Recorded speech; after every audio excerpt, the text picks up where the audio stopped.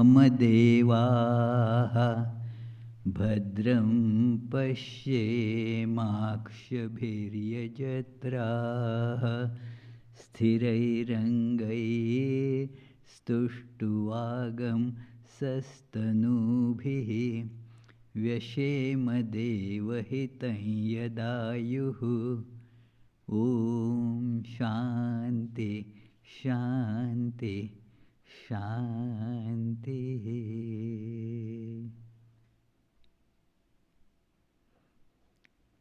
Let us pray together.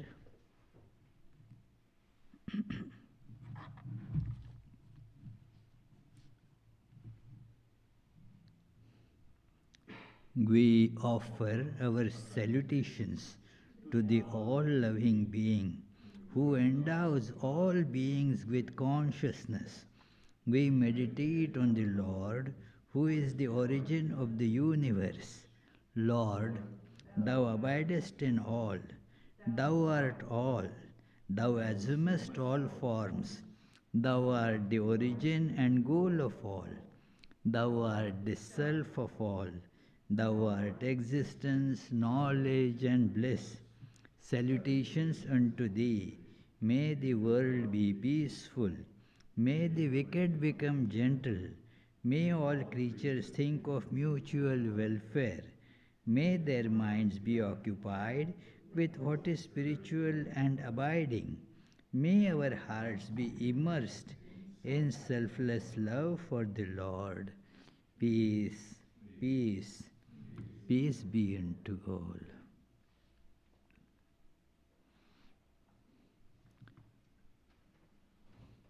Let us meditate on the innermost core of our consciousness. Let's close our eyes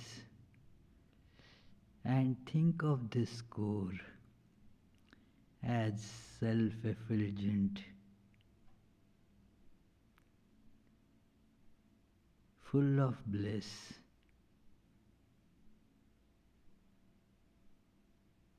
beyond the body, the mind, and all that changes.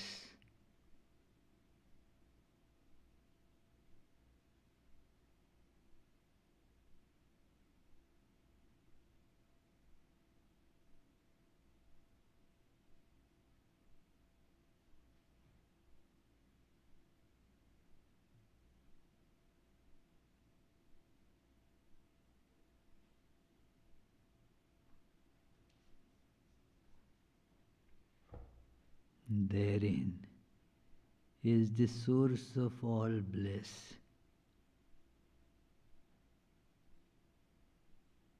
source of eternal life,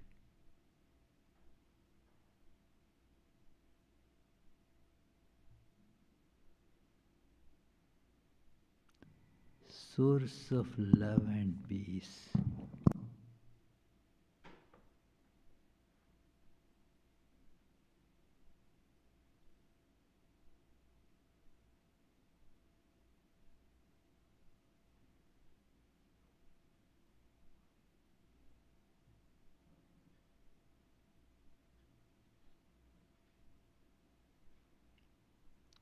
All apparent distinctions melt into it like all the ice cubes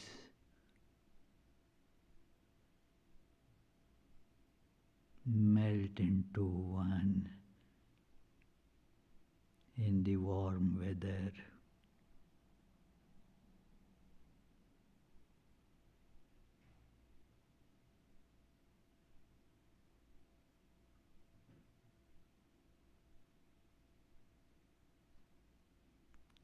Herein one reaches ultimate fulfillment, cessation of all suffering and attainment of the absolute infinite bliss.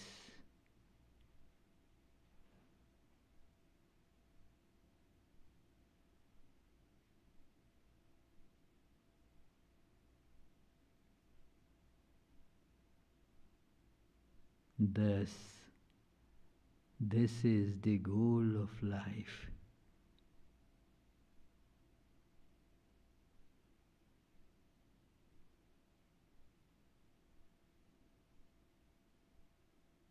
Om.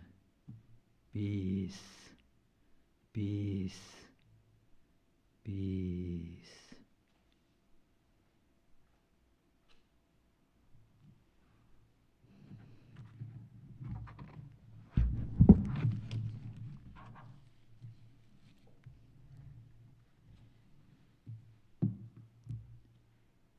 Today happens to be the auspicious day according to the lunar calendar of the birth anniversary of one of the great disciples of Sri Ramakrishna, Swami Abhedananda, who has tremendous contribution in developing the Vedanta movement in United States, and also his contribution in the growth, before that the rise of the Ramakrishna monastic order, its sustenance, and even now the worship processes that go on in the Ramakrishna order all derive from Swami Abhedananda's contribution. So let us, on this auspicious occasion, take some view of his great life. He was born in Kolkata in 1866, October 2nd. So you may ask how today is not October 2nd, it is October 8th. Well, that is why I mentioned lunar calendar. So it changes, the date according to Gregorian calendar will change every year. So he was born on that date, and his birth name was Kali Prasad, and last name was Chandra. It so happened that his mother, she was praying to Mother Kali, Goddess Kali, for a very brilliant son to be born. And so when Kali was born, this child was born, she named him as Kali Prasad, which means the blessings from Kali. Prasad is something that the God gives as a token of his being pleased with the service, and thus is given a token of his grace or blessings. That is, so his name was Kali Prasad Chandra, a very brilliant student from very early age. He was given to studies of philosophy and literature, Sanskrit, Bengali, as well as English. His father, his name was Rasikalal Chandra. He was also a scholar of philosophy and especially English language. He was teacher in Oriental Seminary, that was started long ago in Kolkata in 1825 and had uh, so many eminent people of Bengal of that day as the students there, including Raja Ram Mohan Rai. Uh, so many were the colleagues of this Rasiklal Chandra, that it is, and Swami Vivekananda's father studied under him. Uh, then, amongst, uh, apart from, of course, this Kali Prasad studied there, as well as Baburam, that's who later became Premanand, studied there. So, uh, that further fostered the desire to study philosophy and various languages more. At a tender age of just 16 or 17, he had read John Stuart Mill, almost all his works. He also had read, now John Stuart Mill, as you know, he was a staunch atheist. But his philosophy has been accepted because of the logical presentation that he gives to his thoughts. So Abhedananda did not accept his conclusions, but his logical method of logical this pursuing logically a certain thought and presenting it was later on also seen in Abhedananda's lectures and writings. So he also studied Hamilton, also Indian philosophies of various schools.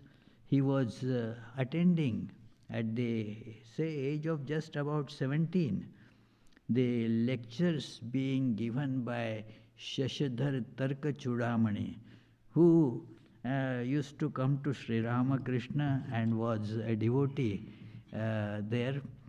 So he attended his lectures on the 6 systems of Indian philosophy and was very much intrigued by Patanjali's yoga aphorisms, which is really the psychology of all different systems of Indian philosophy. They have differences, but when it comes to psychology, Vedanta accepts Patanjali's method of looking at the mind. So anyway, while reading these, studying these Patanjali's yoga aphorisms, he wanted to practice that. And a friend told him, no, you should not practice those things unless you get some guide to monitor and show you everything, teach you everything. So he was thinking about whom to ask about it, whom should he approach. And at that time he heard about Sri Ramakrishna. So, in about late 1883, he decided to go to see Sri Ramakrishna, walked there on a Sunday. It's a long distance if you see from those days, perspective. There were no cars, and these young boys didn't have money to pay for the horse carriage. So he just walked there in the hot sun, and then reaching there at Dakshineshwar, learned that Sri Ramakrishna has gone to Kolkata and is not likely to return before late evening. So now what to do to go back? he thought, let him wait. I will wait for some time. There are different accounts of this conversation. He met at that time another young disciple of Sri Ramakrishna, Shashi. So, Swami Ramakrishnananda, who later became Swami Ramakrishnananda, Shashi came there, and seeing this young man, inquired about him, and when it was told that to him that he came to see Sri Ramakrishna and waiting for him, so Shashi arranged for his food and rest in the afternoon. So now he was thinking that if Sri Ramakrishna, will he really come or will he not come? Shashi assured him that he has come here. Shashi has been visiting there for a long time. He knows Sri Ramakrishna's habits, or the way that the situation is. He assured that he will surely be returning, maybe at a later hour, but he surely will return. And it really happened like that. Around 9 p.m., Sri Ramakrishna returned, and with a few devotees with him. And Kali Prasad, this young boy, his joy knew no bounds to see Sri Ramakrishna. He followed Sri Ramakrishna into his room. And during this first visit itself, Sri Ramakrishna knew that here is one of his inner circle. Many of his disciples who later took to monastic life, and some who remained householders, Sri Ramakrishna called them as his inner circle people. So, looking at this Kali Prasad, Sri Ramakrishna said he is from his inner circle.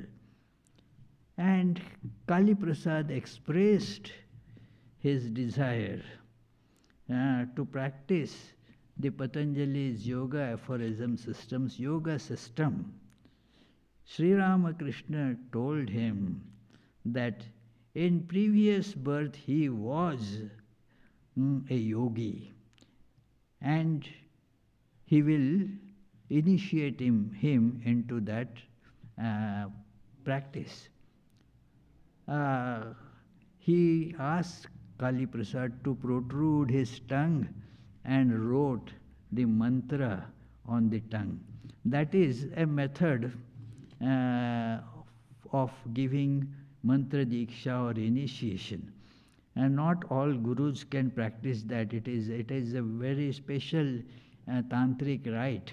And so Sri Ramakrishna has done to several disciples, not all.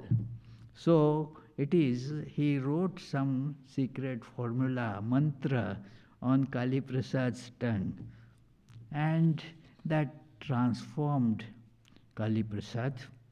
And then he started intense practice. He was still doing his school, but along with that he kept coming to Sri Ramakrishna again and again, till 1885, when Sri Ramakrishna was diagnosed with throat cancer and was shifted for treatment first to Shampukur in Kolkata and then to Kashipur in Kolkata, but a little further away from the busy localities. So then Kali Prasad gave up his school and started living. So imagine, he was just about 19 years old then. We don't have the record of what turmoil it might have caused at his home. But he gave up his home and then started living at Kashipur.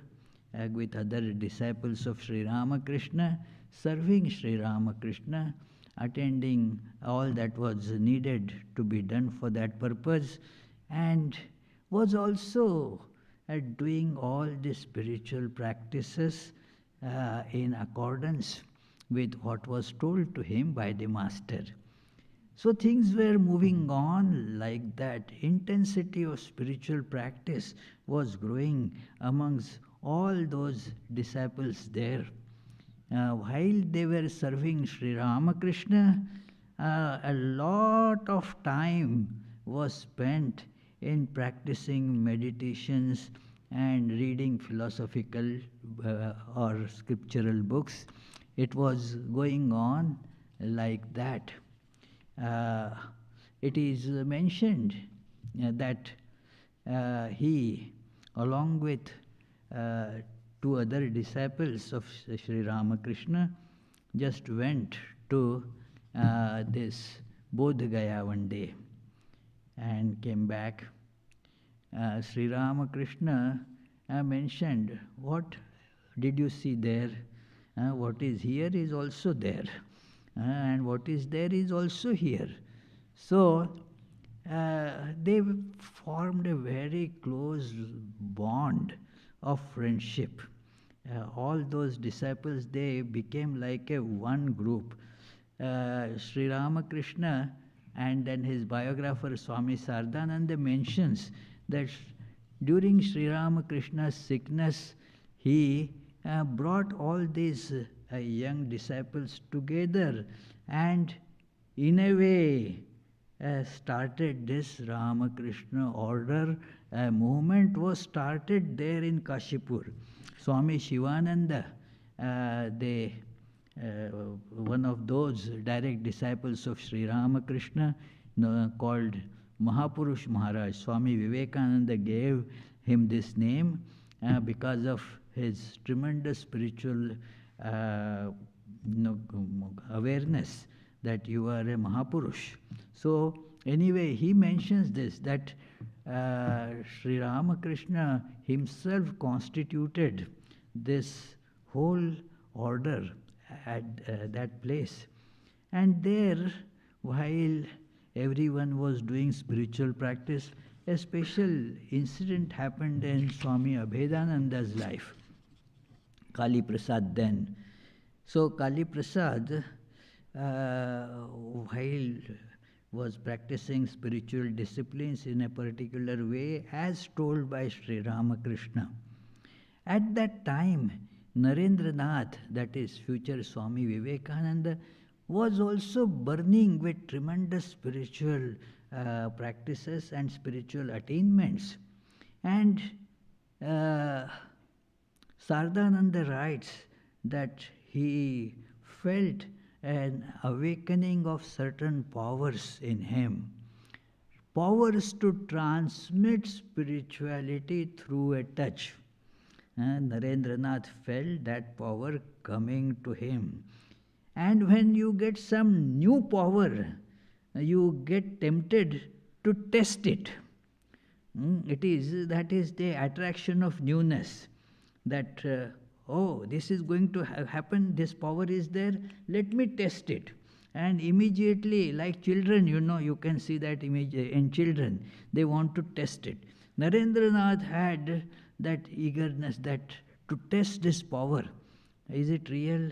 One day, it was the day of Shivratri, and all the brother disciples, they were having fasting, and then this spiritual practice, they were at a little different spot, so that the worship of Shiva was going on the whole night, and they didn't want Sri Ramakrishna to get disturbed by that. He was not well at all. So the first hour, as you know, that the worship of Shiva goes on during the night. It starts around the evening, after the dusk it starts, and then continues throughout the night, there are four uh, parts of that worship. Means the same worship is done four times. So, uh, four quarters as it were. So, first quarter worship was over.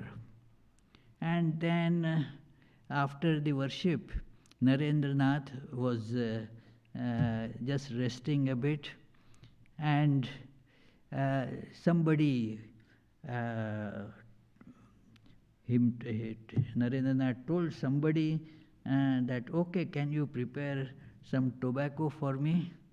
So, for smoking. So, and that young man went out to prepare tobacco for Narendranath, and Kali Prasad was sitting near him. At that time, Narendranath felt an upsurge of that power in him and decided to test it. So he told Kali Prasad to touch him. And Kali Prasad, his right hand held the right knee of Narendranath. And then both became completely still, silent. When this other young man came back with tobacco, he saw Narendranath in deep meditative state, and Kali Prasad was also in that state, but his hand holding the knee of Narendra was trembling, was vibrating. Uh, and then, after a few minutes, Narendranath said, "That's enough." And then asked, "What were you feeling?"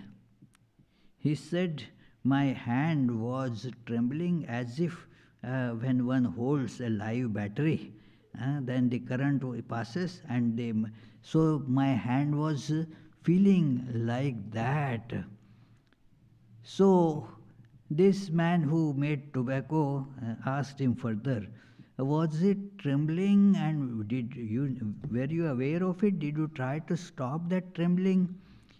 Kali Prasad replied, "I tried to stop it, but in spite of my attempt, it went on trembling like that." And after that, everybody saw that Kali Prasad went into very deep state of meditation. And here the worship of Shiva went on. After the fourth worship, Shashi Maharaj Swami Ramakrishnananda of later days, he came running and said to Narendranath, "Master is calling you right away." And as Narendranath gets into the presence of Sri Ramakrishna, Sri Ramakrishna started scolding him. What? Even before accumulating enough power, you started spending it, frittering it away like that? It is, let it accumulate, then it will show you where to use, how much to use. See, what terrible loss you have put on that young boy. It is Sri Ramakrishna was guiding Kali Prasad in a particular way, and completely different track was introduced there through that Narendra's touch. And so Sri Ramakrishna said, well, because, somehow a big loss has been averted, but what you did was completely wrong. And that this was actually the first and the last noted incident when Narendranath used this power in such a way. So, Sri Ramakrishna then molded Kali Prasad's life in a completely different way. Kali Prasad has a different account of this event, contradicting in a way what Swami Sardananda has written. And Sardananda later remarked that that is quite natural, that he didn't know what was happening. So therefore, although the others saw, others knew, Kali Prasad himself didn't know of it, and he said that there was no electricity passing or like that, no spirituality was passing. I did hold a hand on his knee for some time, and there was, it did tremble, but no spiritual current or anything seems to have passed. But that was not how Swami Sardananda gives the account. Anyway, the days went on passing in this manner, with spiritual fervor rising and rising. Sri Ramakrishna left his mortal frame in August 1886, and then the boys, young boys, came to what is called Varanagar Mutt, the first monastery of the Ramakrishna order in the area Baranagar. You can read its description at many places.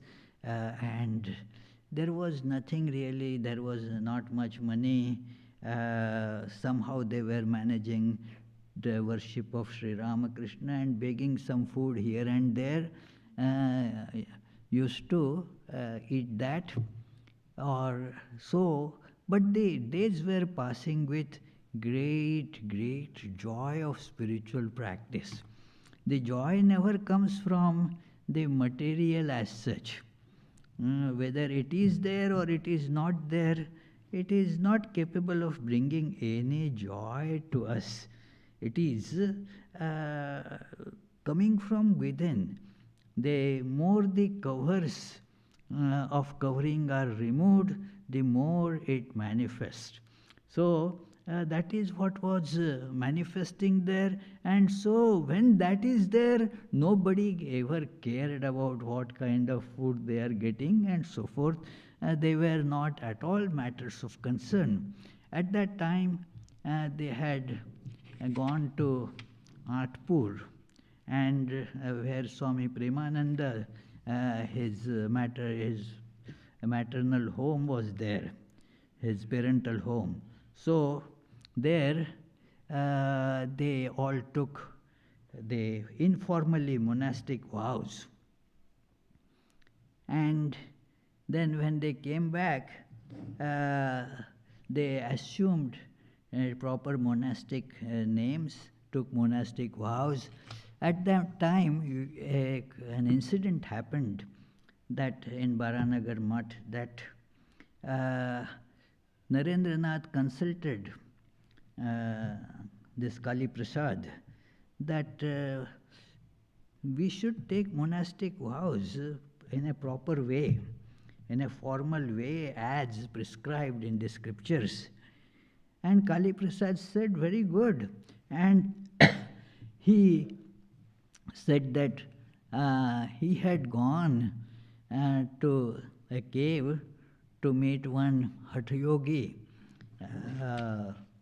near Bodh Gaya or Gaya. And then he also there met a monk from this Puri order. Ramakrishna Mutt monks are monks of the one of the 10 orders started by Shankaracharya. This order is called Puri because it originates from Sri Ramakrishna's teacher of Vedanta, who was from the Puri sect. His name was Totapuri. And so, therefore, all the monks of Sri Ramakrishna order, they are from this Puri tradition. So he said, I got Kali Prasad told Naren, I have got those mantras copied from him. So we should now have this Viraja home. It is called Viraja home, where you give up all your belongings, all your attachment to body and so forth, and see that all that is really God and God alone like it is recited there, Atma me shuddhyantam jyotiraham viraja vipapma bhuyasagam swaha. Because of these mantras, that viraja, it is called viraja home. Viraja means purification. It is all the dust, raja means dust, that impurities are all washed off, and thus they took the monastic vows. So the formal monastic vow taking came from those mantras, which are even now used in our order. At the time of taking monastic vows, those very mantras are used, and Abhedanandaji's diary said that it was he recited those mantras while all other disciples, they poured the oblations into the fire. Another notable thing happened there at when they were all practicing deep spiritual practices at Baranagar Mutt. Uh, he, Kali Prasad, because of his that temperament given to the studies of scriptures and practicing austerities, he was always doing that. He got therefore the nickname Kali Tapasvi.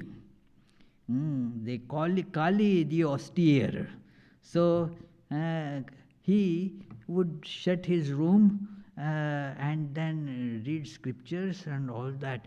During this period, we got some great boons for all the devotees of Sri Ramakrishna order.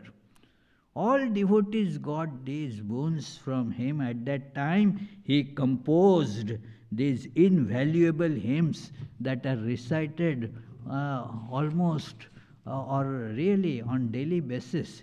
One was the hymn to Holy Mother, Prakritim Paramam. Like the great hymn that is, on Holy Mother there are not so many hymns.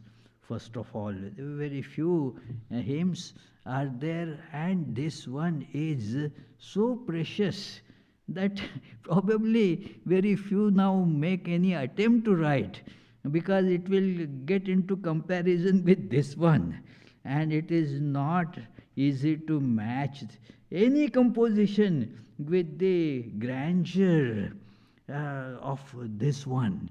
It came out so gracefully, with such beautiful Sanskrit, with that purity of meter, and bringing the true essential nature of Holy Mother with that exact that greatness associated with it, that it is Holy Mother, human and divine. Both these aspects were so beautifully blended and presented together there, like Prakritim Paramam Abhayam Varadam. She is called there Prakritim Paramam, that the power, the nature, or the divine, this Maya that is behind all these phenomena, how the one becomes many. There is no reason behind that. It is called Prakriti. So that is considered the goddess, or it is sometimes called power or Shakti. So that is now here in human form as the Holy Mother. The whole hymn is so charged with devotion. Holy Mother got to hear it and then blessed Kali Prasad, Swami Abhedananda at that time, that may the goddess of learning, Saraswati, reside on your tongue. So that is how as we see in the future, this blessing of Holy Mother clearly evidenced in all the wonderful lectures, writings of Swami Abhedananda, a real expression of Mother Saraswati showering her grace on him. So, many other hymns, that hymns, special two hymns are very special. Both were on Sri Ramakrishna. Again, in both these hymns, the transcendent nature of Sri Ramakrishna. Sri Ramakrishna as Satchidananda, existence itself, knowledge itself, beyond all forms, and yet assuming human form. Both were expressed with such beautiful blending. These hymns are also chanted in our order, specially three stanzas in one of those hymns are used daily for the worship of Sri Ramakrishna as meditation on Sri Ramakrishna. The meditation on Sri Ramakrishna, that every worship, as you know, the Hindu way of worship is when the first aspect of it is one's purification, and then meditating on the deity to be worshipped inside your heart. That meditating the deity is the main aspect of the worship. Think of the deity in the transcendental and immanental form. These two words are very important. And the transcendent means it is not touched by anything in the world. It is beyond time and space. It is an immanent means that very transcendent reality without any change yet appears as all the names and forms. That is the immanence of it. The transcendence as well as immanence. This is, one can, give analogies about this, like the ocean, while remaining one, appears as infinitely many rising and falling waves. So these waves is the immanence of the transcendent ocean. The waves do not affect the ocean, but they rise from the ocean. So the limitedness of waves does not bring limitedness to ocean. So that is how we see this universe. So that one reality appears as many, but without any change.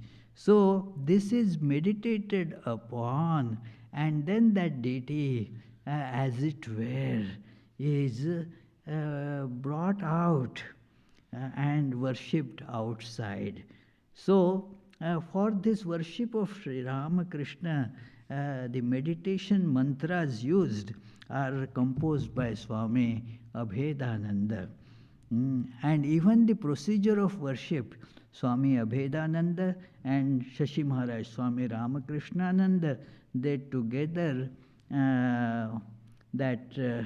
wrote all the steps for the worship of Sri Ramakrishna, the worship procedure that is used in the order now for the worship of Sri Ramakrishna, therefore owes so much to Swami Abhedananda. These mantras are like Hridaya Kamal Madhye Rajitam Nirvikalpam, that it is in the lotus of the heart that Sri Ramakrishna, who is Sadasadakhila Bhedatitam Ekaswarupam, beyond the so-called relative existence and non-existence, it is one without second there. And then as in the third, the manifestation, the immanence of it is described Vitaritumavatirnam Jnana Bhakti Prashanti. That very one without second appears outside. For what? Becomes manifest in the human form. For what? To distribute this great wisdom to all human beings. That is called incarnation of God. That concept, that idea is there in all different religions. But the philosophy of how, or not exactly how, but this idea of God incarnating as human beings, you find only in Vedanta. That the God, although beyond all forms, takes human form to distribute this knowledge, because that is a compulsion of human beings, that they can learn from other human beings. That is why in the schools you have teachers only as human beings, isn't it?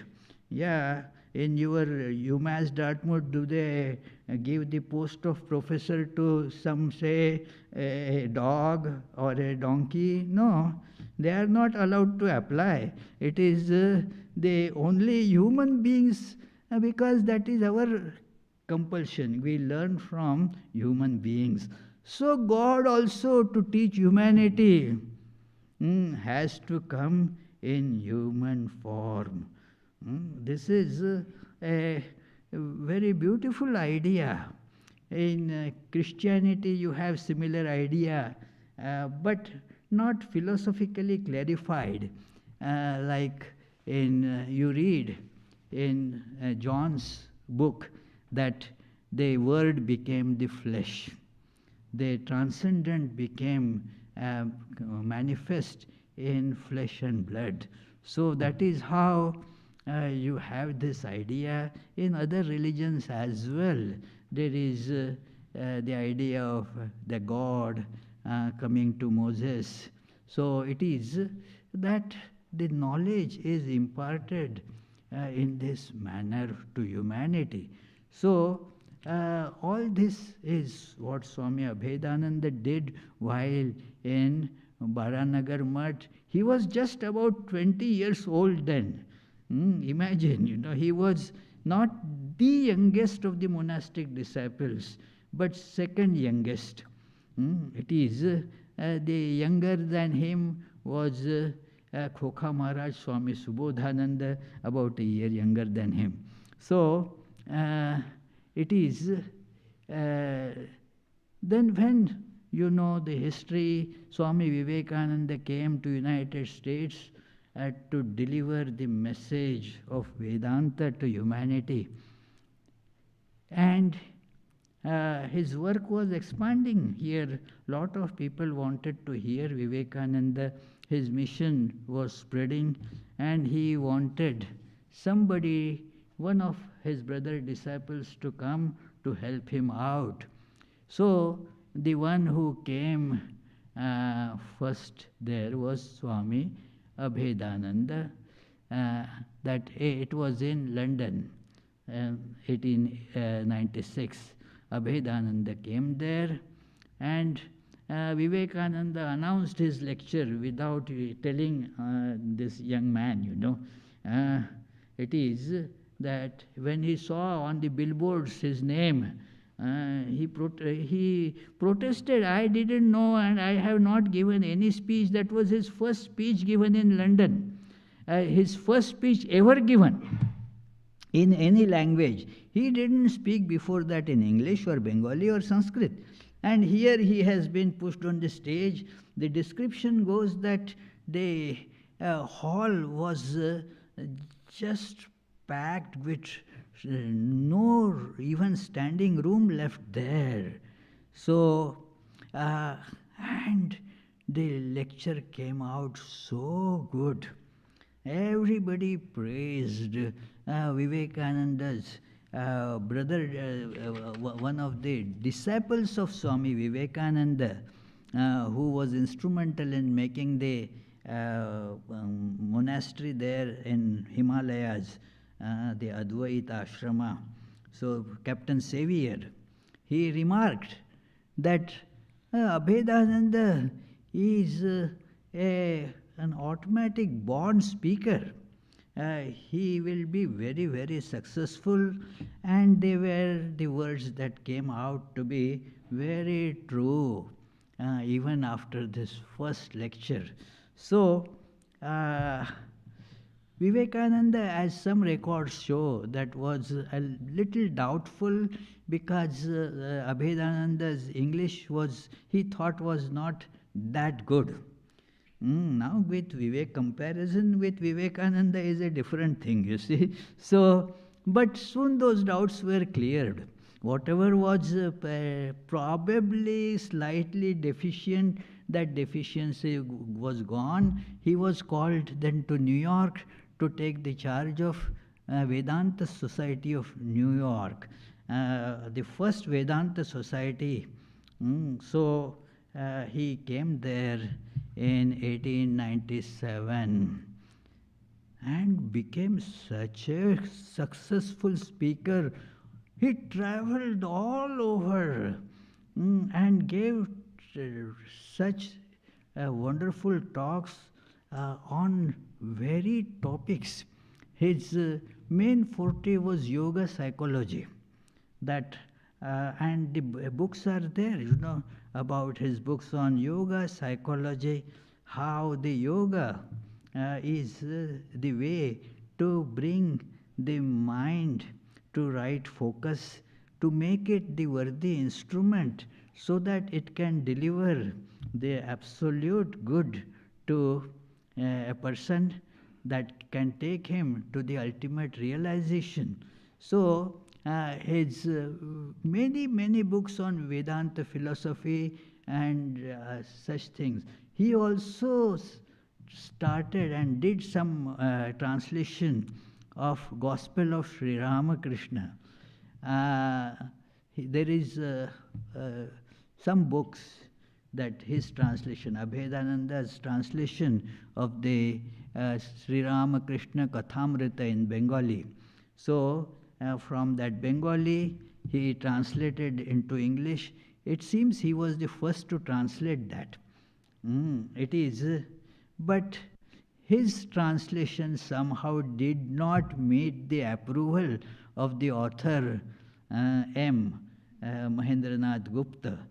So Mahendranath Gupta himself started the translation and went to some length. It is like that his work was spreading like anything. He went to all different states, you see, that you can think of United States. I don't know of any other early Swamis going to preach in Alaska. He went even to Alaska and to Mexico. Later on, of course, many Swamis have gone there. But in those days, he toured everywhere, and his lectures were so powerful, his name spread everywhere. See, his lectures, now we think if there are 50 people, it's a very big audience. How many are today here? Maybe about 20. So it is, but his lectures attracted thousands. So, very powerful orator. So, he moved all over. He had built that core of Vedanta Society of this New York, the first Vedanta Society. There were some differences, administrative differences, and so he decided to move away from there. But then, in his absence, Vedanta Society struggled to have the finances to continue the running of Vedanta Society. And then there are some incidents. I'm not going into that because we don't have too much time about to do that. Then he, after about 25 years of work in United States, he decided to come back to India, came to Kolkata, and started staying in Belur Math, and started his preaching activity, his traveling activity. He took up journey. The very important journey that he took at that time was journey to Kashmir and Tibet. So there is a very nice record of this journey, and that how he went to Tibet. He was already 57 then. So at that time, this was considered a pretty advanced age. It was above the average life. So his lifespan was not that much then. So 57 was considered pretty old age. So the retirement age was about 55 was the retirement age. So he was, but he took up still that journey. He went also to Lahore, Peshawar, all those places which are now part of Pakistan. He had gone there. One interesting and somewhat controversial uh, point is there that in Srinagar, Kashmir, he saw the place where Jesus was buried, where Jesus Christ spent his final days. Now, of course, this is not going to be acceptable to many, especially there is not much of evidence to that. But that is what is told, that this is where Jesus spent his last days. He did not die on the cross. There is a lot of discussion on this, but he saw that place and wrote also about it, that where Jesus was buried, where Jesus said in his last days.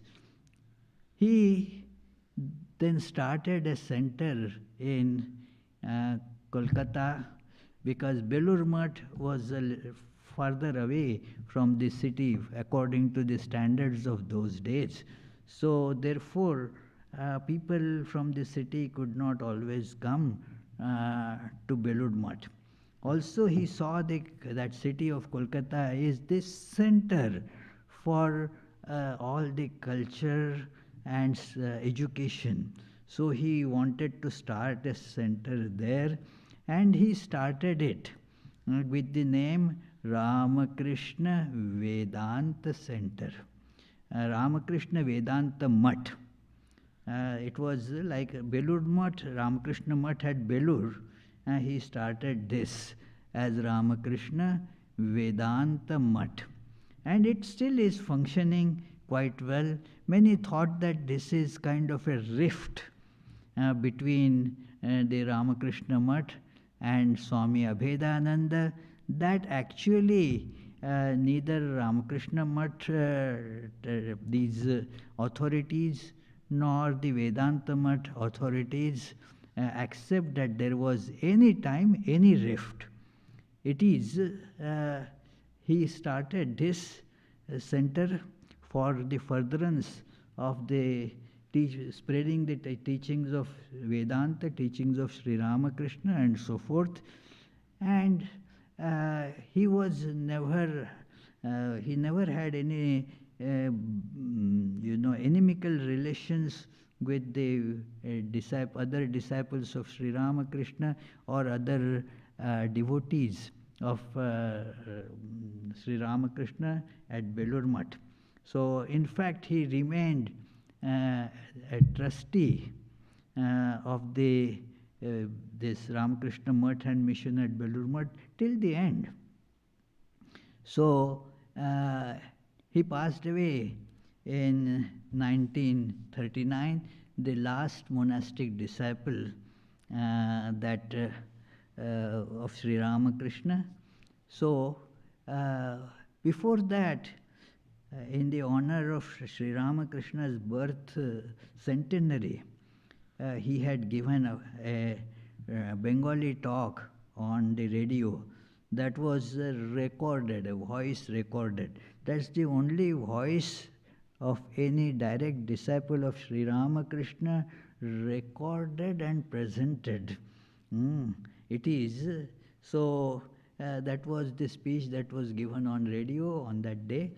Then he presided over the Parliament of Religions organized on this occasion.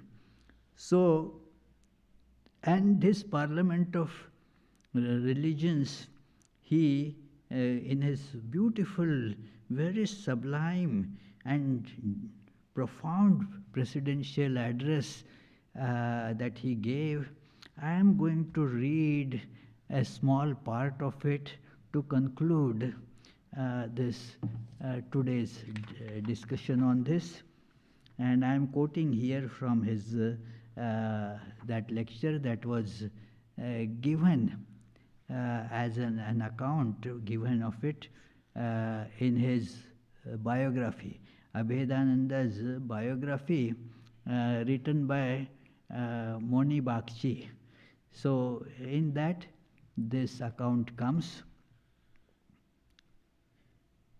This mission of Bhagwan Sri Ramakrishna, said the Swami, was to show by his living example how a truly spiritual man, being dead to the world of senses, can live on the plane of God consciousness.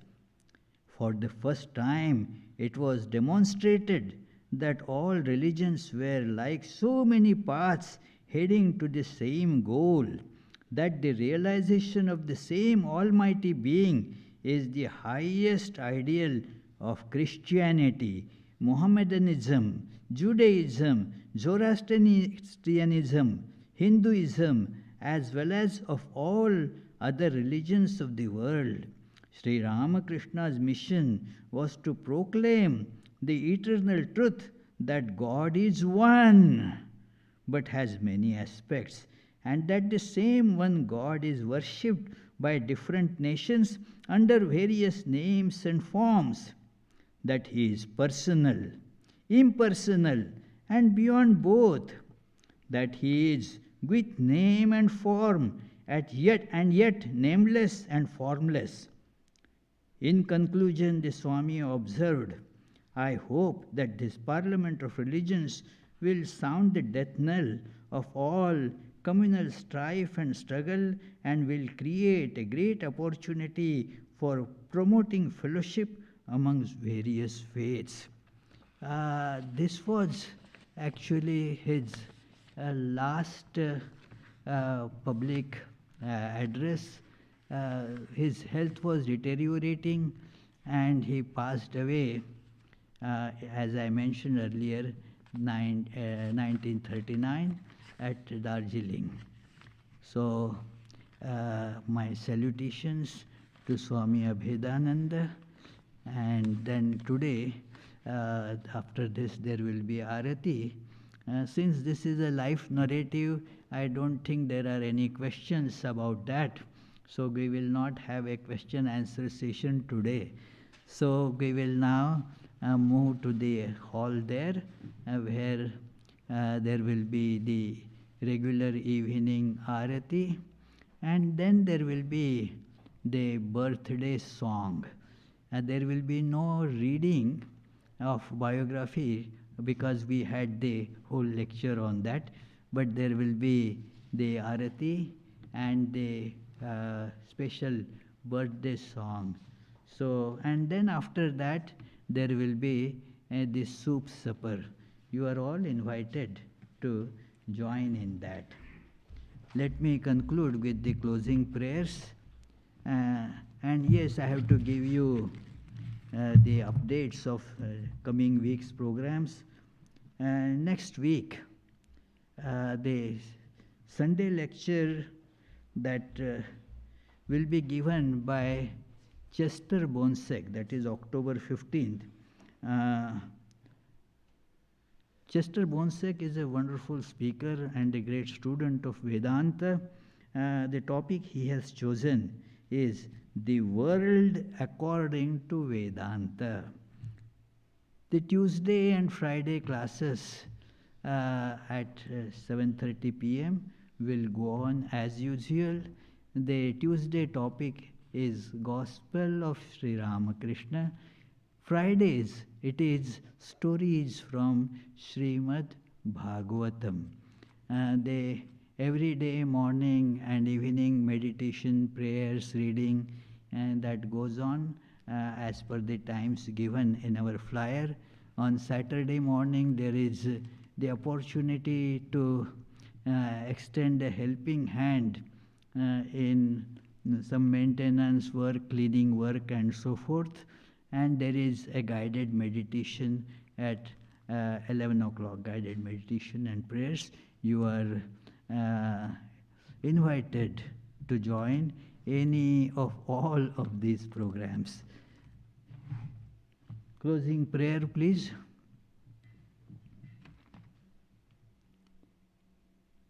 May the Divine, who is Father in heaven of the Christians, Holy One of the Jewish faith, Allah of the Muslims, Buddha of the Buddhists, Tao of the Taoists, Great Spirit of the Native Americans, Ahur Mazda of the Zoroastrians, and Brahman of the Hindus, lead us from the unreal to the real, from darkness to light, from death to immortality. May the all-loving being manifest himself unto us and grant us abiding understanding and all-consuming divine love. Peace, peace, peace be unto all.